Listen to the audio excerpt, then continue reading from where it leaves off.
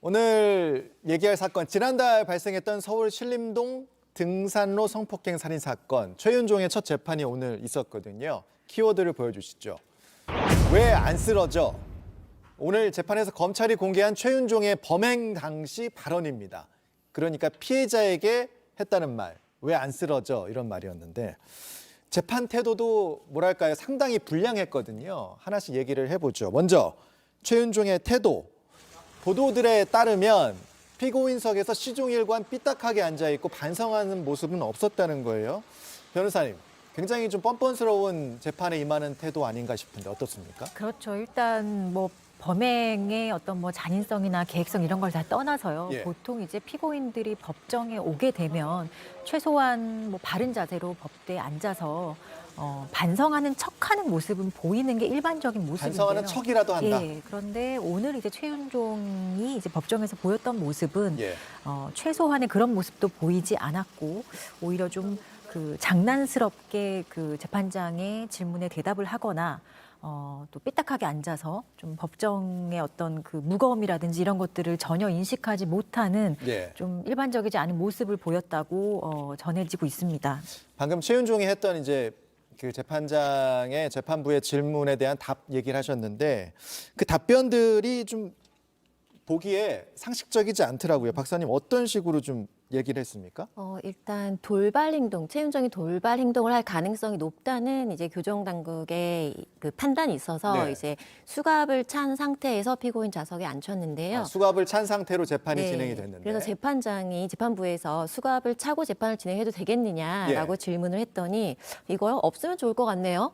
라는 식으로 이제 뭐 되묻는다던가 예. 그렇게 이제 자기의 의사를 자유롭게 이제 표현을 하고 예. 그다음에 국민 참여 재판에 대해서도 국민 참여 재판 원하냐?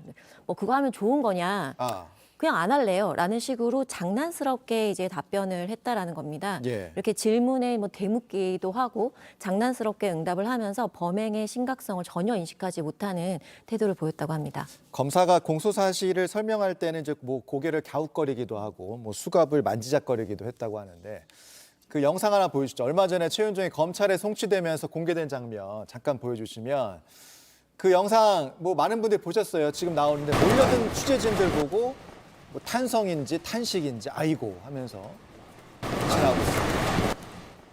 이 장면을 보고 뭐 무슨 견학 왔냐 비판이 많이 쏟아졌는데 박사님, 오늘 재판 태도도 저런 태도의 연장선으로 보면 될까요? 어떻습니까?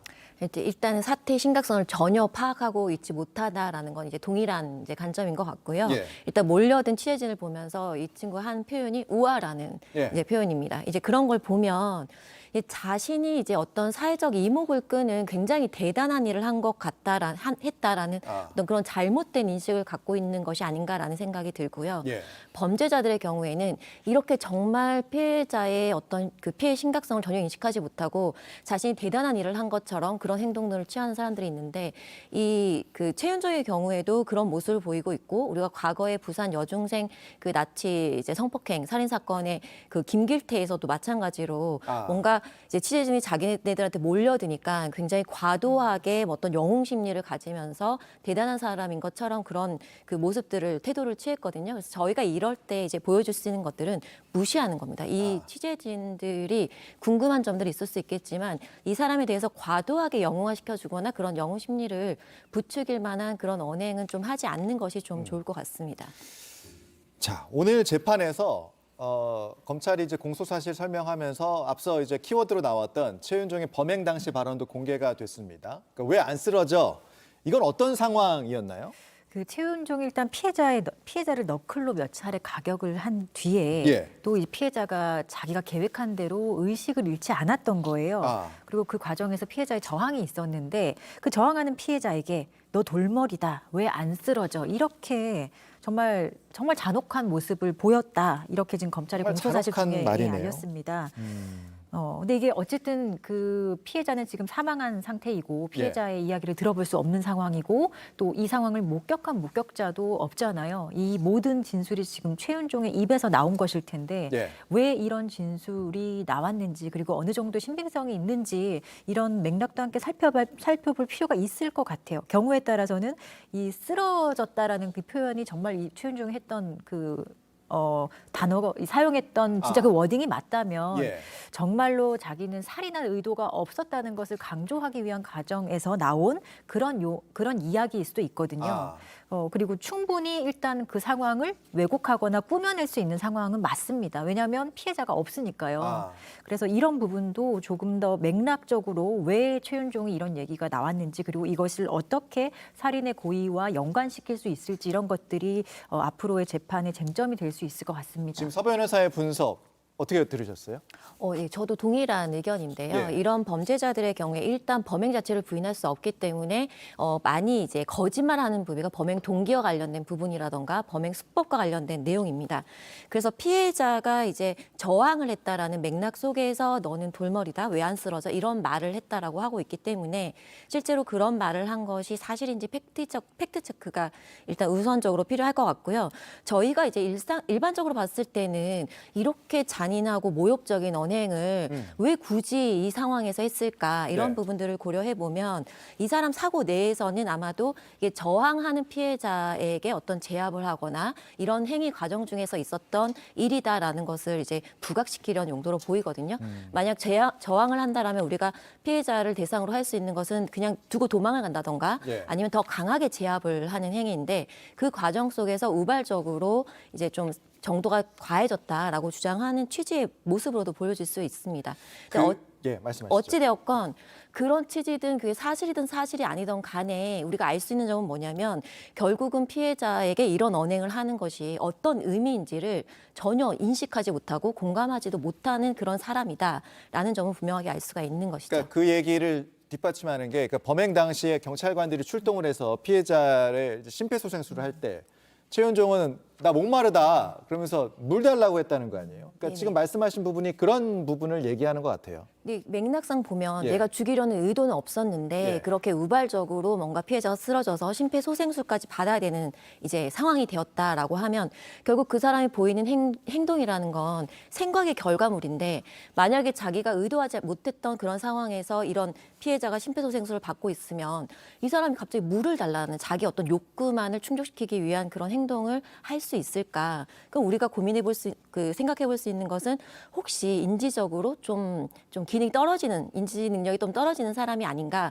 그런 의문이 들 수 있을 텐데요. 실제로 대검의 임상심리평가의 결과에 의하면 이런 지적장애에 해당되는 인지적 결함도 없다라고 합니다. 그러면 현실 판단 능력이나 충분히 현실적으로 사고할 수 있는 능력을 갖춤에도 불구하고 이런 태도를 취하고 있는 것이라고 알 수 있고요.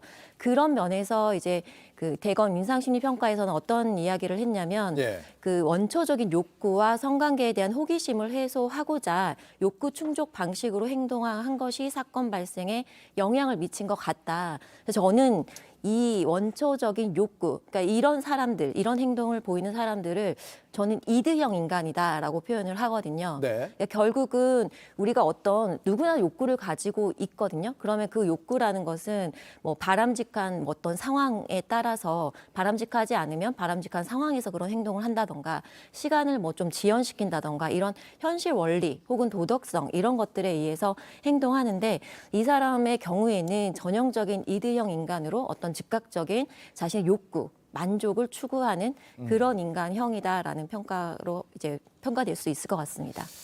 그 최윤종은 이제 뭐 앞서 검찰에 넘겨질 때도 그랬고 오늘 재판도 계속 우발적이었다고 주장을 하고 있습니다. 오늘 재판에서도 그러니까 살해할 생각은 없었고 피해자가 저항을 심하게 해서 기절만 시키려고 했다. 이렇게 말을 하고 있는데 아까 변호사님 고의성 여부 이런 부분 말씀하셨잖아요. 고의성 여부가 이 형량에 어느 정도 쟁점으로 작용을 하게 될까요? 일단 그 최윤종은 오늘 재판에서 보면 전반적인 공소 사실은 인정하는데 예. 세부적인 것은 좀 인정하기 어렵다라고 하는 부분 중에 하나가 바로 살인에 대한 고의 부분이었어요. 예. 일단은 고의 자체를 좀 부정하는 것으로 보입니다. 고의가 없었고 그냥 기절만 시키려고 했다. 그리고 그 상황을 이용해서 강간 범행을 저지르고 했다는 것까지 인정하지만 살인에 대해서는 고의가 없었기 때문에 살인죄로까지 처벌되는 것은 부당하다는 주장을 법리적으로 하는 것처럼 보이거든요. 예. 그런데 만약에 정말 최윤종의 주장이 이제 받아들여진다면 강간 살인이라는 이런 고의가 없어지기 때문에 고의로 인한 이런 강간 살인죄를 인정하기는 어렵겠죠, 실제로는. 근데 이미 이제 검찰이 확보한 증거 자료 그리고 이미 그 언론 보도를 통해 그 보도된 그 최윤종의 사전 범행 계획이라든지 뭐 범행 장소, 물색 이런 것들을 보면 그 계획성 같은 것들을 사실은 좀 부정하기 어려울 것 같습니다. 우리가 지난 뭐 고유정 사건이나 아니면 뭐 노원구의 세모녀 살인 사건 이런 그 가해자들도요. 다 살인할 의도는 없었다라고 주장을 했어요. 그렇지만 이들에 대해서 다 살인죄 인정됐거든요. 최윤종도 마찬가지고요. 지금 나와 있는 자료만으로도 최소한 살인에 대한 미필적 고의는 인정이 될 사안으로 보입니다. 미필적 고의라는 것은 확정적으로 살인에 대한 인식은 하지 않았지만 아, 살인의 결과가 발생할 수도 있겠다. 사람이 사망해도 어쩔 수 없다라는 마음을 가지고 범행을 한 것을 얘기하거든요.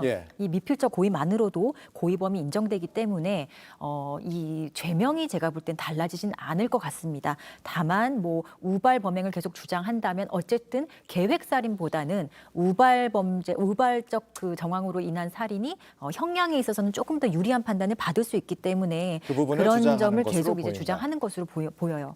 알겠습니다. 뭐 재판이 좀 이어질 텐데 관련 내용은 재판이 진행되면서 좀 살펴보도록 하고요.